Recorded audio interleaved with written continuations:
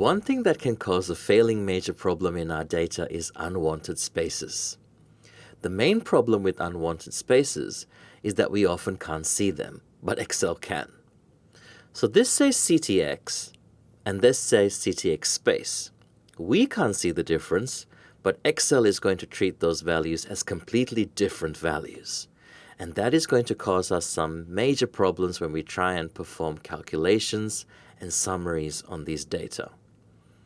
And this is exactly the problem Alex is about to encounter. He's been asked to create a pivot table summarizing the number of members by organization. Let's see how to do that.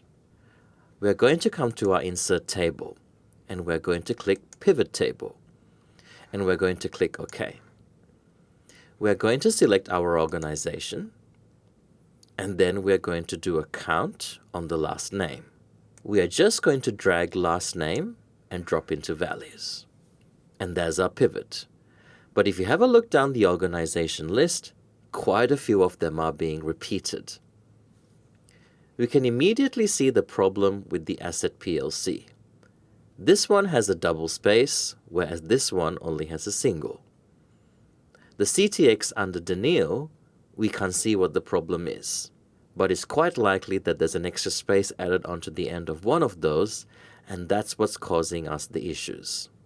What we're going to do is clean up these unwanted spaces using a function called trim.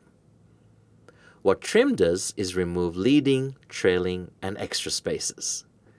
That means spaces before the text, spaces at the end of the text, or where we have more than one space within the text. So it will not remove the single spaces, but it will remove one of the double spaces in Assets PLC. Let's see how it works. Coming back to our data 2. We're going to come to our first organization and double click, and just after equals, we're going to type in trim and press tab. We are then going to close our bracket at the end. And what this is going to do is remove any of those unwanted spaces. I'm going to click enter, and then I'm going to double click to copy the function down. And we can immediately see that extra space from the Asset PLC has been removed. Let's go and check how this has impacted output. Back onto our pivot sheet. We are going to click Analyze and refresh. And we have removed the duplicates from Asset and CTX. So that is one good solution. You will notice though that we still have a problem with Daniil. We are still getting duplicates. A space is what's called a non-printing character. In other words, it's a character that is there, but it doesn't print and we can't see it.